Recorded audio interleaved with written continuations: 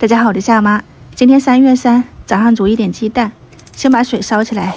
这个是地菜子，我们这边这一天是要吃这个地菜子煮鸡蛋的，就是开了花的荠菜，可以自己去那个地里面摘，也可以去菜市场看一看，应该一般这一天都有。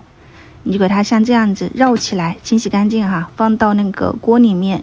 我用的是纯净水，先给它煮一小会儿，里面可以配一点红枣、红糖、桂圆，然后一点生姜。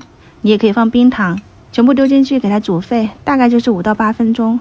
趁这个时间来准备鸡蛋，有些朋友就是直接丢进去一起煮了哈，但是我今天是想要喝那个汤的，所以鸡蛋虽然说是已经刷洗的很干净了，但是我还是想要先给它煮上定型，时间也是一样的，5到8分钟。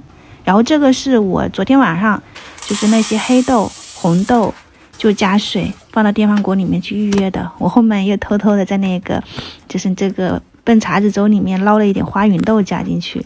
用电饭锅选择煮粥键，预约到第2天早上就可以了。它其实预约的时间就是在那个水里面泡了1个晚上嘛，煮粥的时间基本上就已经很软烂了，可以试一下。因为单吃蛋的话，它的口感可能没那么好。鸡蛋煮到定型，捞出来放到冷水里面，这边刚好就给他们蒸上一点云南的拇指玉米，也是糯玉米啊，他们挺喜欢吃的，比较小一个。冷水泡过的鸡蛋敲一敲就很好剥壳了，光溜溜的。你要说这个东西有什么技巧，应该也没有，有时候我剥出来也是坑坑洼洼的，看运气。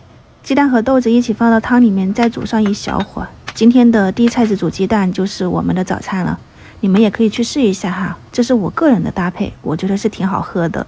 之前我也试过纯地菜子煮的鸡蛋，他们可能不太愿意喝那个汤，但今天的话呢，搭配的这些豆子，他们喝起来还是挺好的。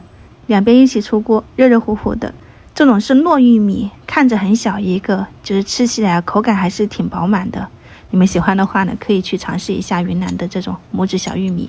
然后这边你就是鸡蛋、汤、豆子一起舀下去，口感真的很不错，有点那种类似于半糖水的状态了。然后鸡蛋也是很嫩的，家里面的鸡蛋吃起来都很香。今天的广西朋友是不是都放假3天？我昨天看到有个朋友说他已经放假了，我还纳闷呢，放什么假呢？真的太羡慕你们了。也祝大家今天生活愉快，我们晚上再见。